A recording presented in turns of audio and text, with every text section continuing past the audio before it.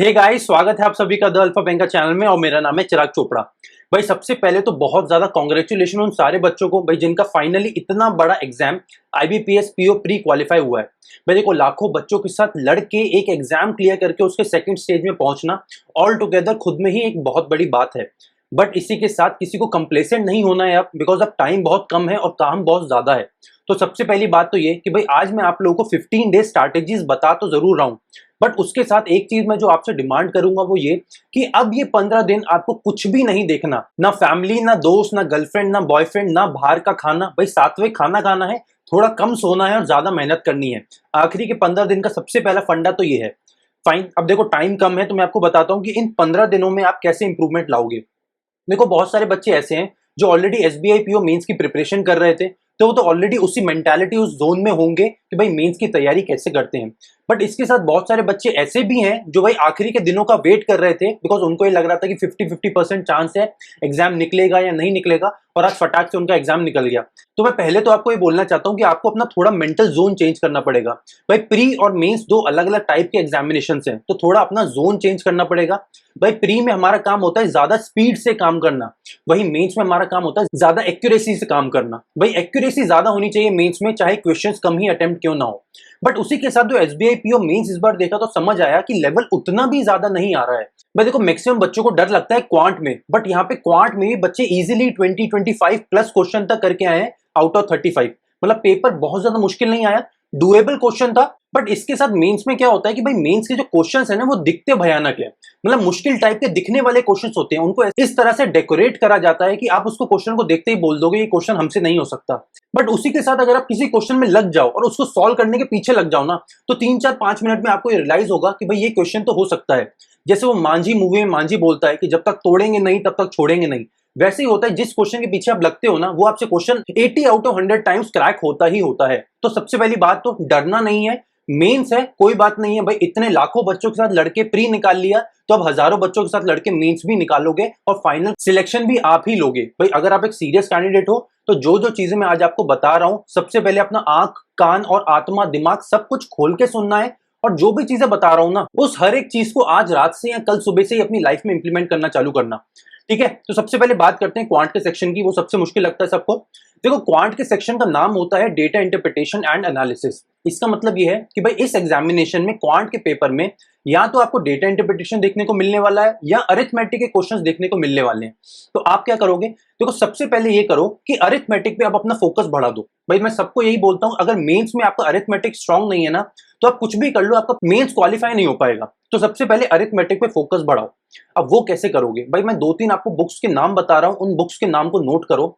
सबसे पहला होता है quantitative aptitude by Arun Sharma. ये कैट का बुक है, एमबीए एंट्रेंस एग्जाम का बुक है, quantitative aptitude by Arun Sharma. दूसरा बुक है quantitative aptitude by Sarvesh Verma, और तीसरा बुक है quantitative aptitude by Nishit Sinha. इन तीनों में से कोई भी एक बुक लो और उसको रिलीजियसली फॉलो करो, और उसके लेवल 2 के क्वेश्चंस आपको लगाने हैं। भाई लेवल 2 के आपको एग्जैक्टली मेंस में देखने को मिलेंगे क्वेश्चंस, और उसके साथ ये कोशिश करना कि लेवल 3 के क्वेश्चंस भी चालू कर सको। फाइन। अब देखो, प्री और मेंस में एक और चीज बता देता हूं जो फर्क होता है हमारे क्वांट के सेक्शन में। यहाँ पे ना आपको क्वेश्चंस की लेंथ थोड़ी ज्यादा देखने को मिलेगी, मतलब लंबे लंबे क्वेश्चंस देखने को मिलेंगे। तो रीडिंग हैबिट भी आपको अच्छी करनी पड़ेगी। पर रीडिंग आपकी इंग्लिश में तो यहाँ मदद करेगी, बट उसके साथ क्वांट और रीजनिंग में भी मदद करेगी, बिकॉज लेंथी क्वेश्चंस आएंगे और लेंथी क्वेश्चंस में आपका रिटेंशन पावर ज्यादा होना चाहिए। फाइन, एक बात। और दूसरी बात ये कि देखो, प्री में ना हम कुछ चैप्टर्स ऐसे होते हैं जिनको बिल्कुल इग्नोर कर देते हैं, पर उनको हमें मेंस के रिगार्डिंग तो पढ़ना ही पढ़ना है। और वो दो चैप्टर्स के नाम है, पहला है प्रोबेबिलिटी और दूसरा है पीएनसी, परम्यूटेशन एंड कॉम्बिनेशन। ये दो चैप्टर्स जरूर पढ़ लेना, बिकॉज बहुत इजी क्वेश्चन आएगा इनका। बट अगर आपको बेसिक नहीं पता होगा तो फिर ये भी आपको मुश्किल लगने लगेंगे। तो क्वांट की आपको तैयारी ऐसे करनी है। इसके साथ और क्या करोगे? भाई हाई लेवल डेटा इंटरप्रिटेशन के ज्यादा से ज्यादा क्वेश्चंस आपको लगाने हैं। अब ये कहां से लगाओगे? इसके दो सोर्सेज हैं, इन दो के अलावा तीसरा सोर्स मत फॉलो करना, स्ट्रिक्टली बोल रहा हूं। पहला सोर्स है गूगल और दूसरा सोर्स है यूट्यूब। भाई डायरेक्टली इनके सर्च बार में जाओ और ऊपर लिखो high level data interpretation questions for IBPS PO mains, या high level data interpretation questions for SBI PO mains. Line से आपको इतने सारे वीडियोस मिल जाएंगे ना। भाई हर दिन डेली बेसिस पे आप अगर 2-3 सेट भी लगाओगे ना मेंस लेवल के, तो आपका काम हो गया। भाई आपको कुल मिला के मैथ्स में कॉन्फिडेंस गेन करना है, बिकॉज काफी सारे बच्चे होते हैं मैथ्स से डरते हैं। वो मैथ्स का डर निकालना है और हाई लेवल डेटा इंटरप्रिटेशन के 2-3 सेट कम से कम डेली बेसिस पे लगाने हैं। फाइन, इतना करोगे आपका डेटा इंटरप्रिटेशन का काम हो जाएगा, मतलब पूरे क्वांट का काम हो जाएगा एक्चुअली। फाइन, दूसरे में बात करते हैं जीके की। देखो जीके में क्या होता है, मोटा मोटा आपके पास टाइम बहुत बहुत कम बचा है और बहुत सारे बच्चे शायद ऐसे होंगे जिन्होंने अभी तक जीके बिल्कुल ही नहीं उठाया होगा। तो आप क्या करो, आपको बस 2 सोर्सेज बता रहा हूं, कोई भी एक चूज करो और बस उसको पढ़ो। पहला है द हिंदू का रिव्यू और दूसरा है अफेयर्स क्लाउड का क्वेश्चन आंसर वाला पीडीएफ। इन दोनों में से कोई भी एक पिक करो और उसको 0 to 1 पूरा पढ़ लो, मतलब स्टार्ट टू एंड उसको पूरा रीड करो। कितने महीने का पढ़ोगे? आखिरी के 4 महीने का। 4 महीने का द हिंदू या उसके साथ अफेयर्स क्लाउड के क्वेश्चन आंसर वाला पीडीएफ पढ़ लो, बट उसको अच्छे से पढ़ना, पूरे फोकस के साथ पढ़ना। और इसके साथ जैसे ही ये 4 महीने का हो जाए, भाई देखो ये भी एक काम कर सकते हो कि अगर ये दोनों ही नहीं कर रहे हो तो अड्डा 247 ने पूरा 6 महीने का ना मंथली कैप्सूल निकाला है, मतलब एक कंपाइल्ड कैप्सूल है, एक्चुअली मंथली नहीं, पूरा 6 महीने का कैप्सूल आता है उनका, उसमें भी आपका पूरा काम हो जाएगा। ये हुई एक चीज आपके जीके के रिगार्डिंग। इसके साथ भाई जैसे ही 8-10 दिन में आपका पूरा 6 महीने या 4 महीने का जीके खत्म होता है, फटाक से जाना यूट्यूब पे किसी भी अच्छे इंस्टीट्यूट का रिवीजन देख लेना।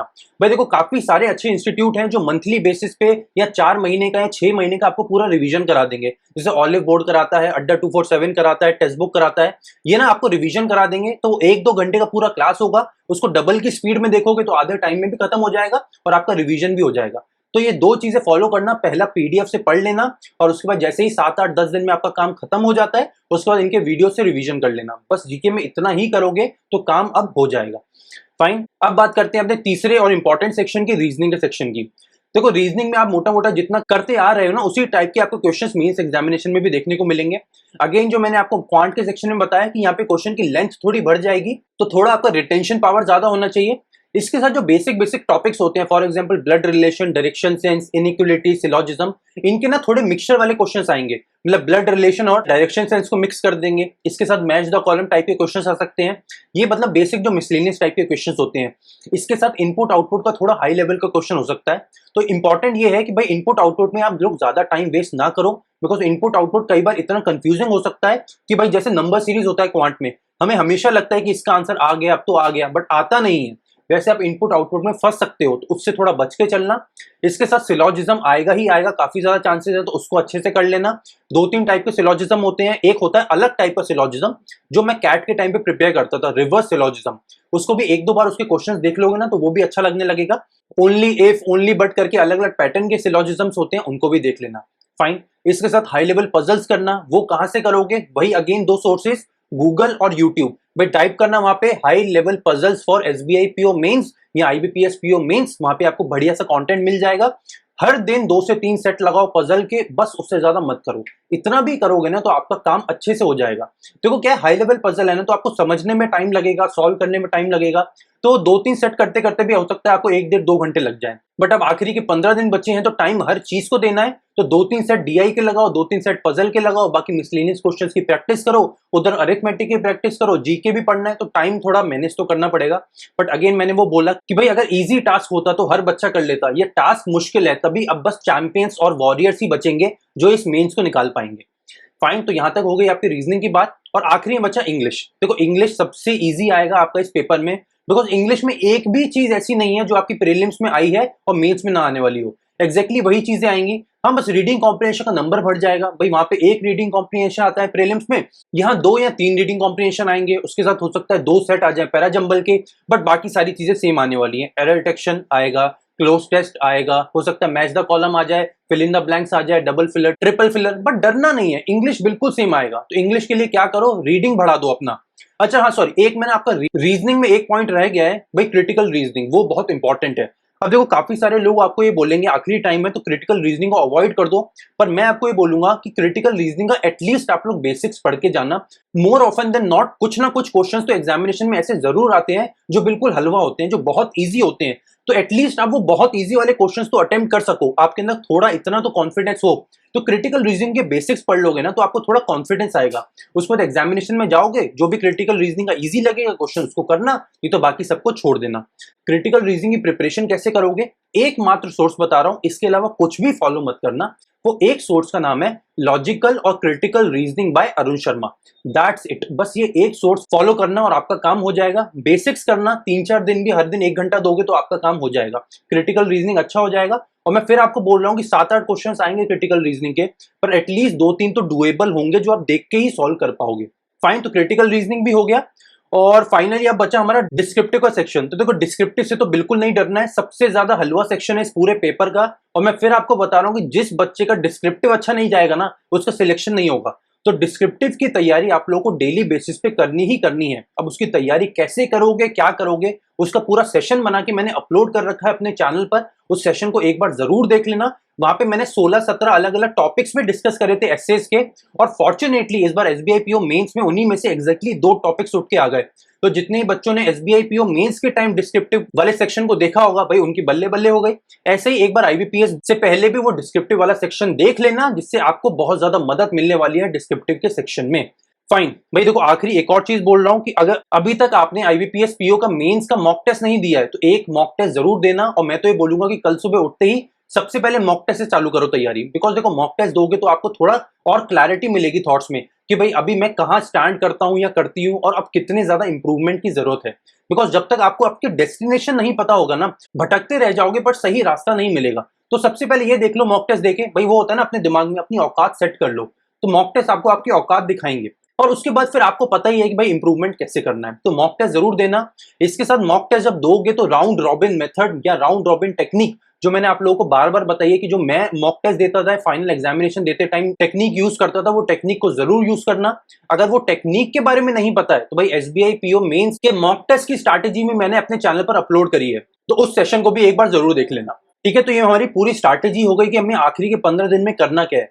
अब आपका एक और बहुत इंपॉर्टेंट क्वेश्चन होगा कि सर क्या टाइम टेबल फॉलो करें। तो देखो, मैं आपको फिर वही बोलता हूँ कि आखिरी के 15 दिन बचे हैं, तो टाइम को बिल्कुल मत देखना भाई, घड़ी में कितना भी बजाओ, बस आपको पढ़ना है। देखो, मोटा मोटा टाइम कम है, तो आप ये मान के चलो आपको हर दिन 10 से 12 घंटे कम से कम देने पड़ेंगे। और अगेन बोल रहा हूँ, 10 से 12 घंटे कम से कम जो आखिरी में बच्चा देगा ना, उसी के बस चांसेस बनेंगे इस बार मेंस एग्जामिनेशन निकालने के। अब भाई, अगर आप ये जानना चाहते हैं कि भाई मैं क्या रूटीन या क्या टाइम टेबल फॉलो करता था जब मैं खुद मेंस एग्जामिनेशन की प्रिपरेशन कर रहा था, तो गाइस इसमें मैंने बहुत बहुत डिटेल्ड एक सेशन करा है कि भाई जब मैं खुद मेंस की प्रिपरेशन कर रहा था, तब मैं सुबह उठने से लेके रात को सोने तक उसके बीच में क्या करता था। भाई मैं कितने बजे उठता था, फिर कब न्यूज़पेपर पढ़ता था, कब मॉक टेस्ट देता था, कब क्वांट की प्रिपरेशन करता था, कब रीजनिंग की, कब जीके की, कब इंग्लिश की, मतलब हर चीज को बहुत डिटेल में मैंने डिस्कस करा है। और उसी के साथ मैंने आपको वहां पे ये भी बताने की कोशिश करी है कि आप अपने मेंस के मॉक टेस्ट में मैक्सिमम इंप्रूवमेंट कैसे ला सकते हैं। तो एक बार उस सेशन को भी जरूर देख लेना। सो गाइज, यहाँ पे मेरी पूरी स्ट्रैटेजी खत्म होती है। स्टिल अगर आप लोगों का कोई भी डाउट रहता है रिगार्डिंग दिस मेंस प्रिपरेशन, तो एक बार इस वीडियो के कमेंट सेक्शन में जरूर डाल देना। बिकॉज मेरे को आप लोगों को पता है कि मैं आप लोगों के लिए 24 घंटा खड़ा हूं, ये कमेंट सेक्शन आप लोगों के लिए 24 घंटा खुला है। तो पूरा यूज करो, पूरा यूटिलाइज करो इस अपॉर्चुनिटी को, बिल्कुल हाथ से मत जाने देना। अब चाहे डाउट आपका छोटे से छोटा ही क्यों ना हो, भाई ये तो बिल्कुल मत सोचना कि वो क्या सोचेगा या वो क्या सोचेगी। बिकॉज भाई अगर ये भी हम सोचेंगे तो बेचारे वो लोग क्या करेंगे। तो उन लोगों को उनका काम करने दो, आप लोग आपका काम करो। अब भाई चाहे डाउट छोटे से छोटा हो या बड़े से बड़ा हो, भाई एग्जामिनेशन आने से पहले आपका हर डाउट क्लियर आउट होना बहुत ज्यादा जरूरी है। बिकॉज एग्जामिनेशन एक्सपेरिमेंट करने की जगह नहीं है, तो एक्सपेरिमेंट बिल्कुल मत करना वहां पे। जो भी डाउट है यहाँ क्लियर आउट करके ही जाओ। आई होप आप लोगों के काफी सारे डाउट्स क्लियर हो गए होंगे। See you in the next session. Signing off. My name is Chirag Chopra. Take care, keep preparing, और इस टाइम मेहनत करके बिल्कुल फोड़ के आएंगे।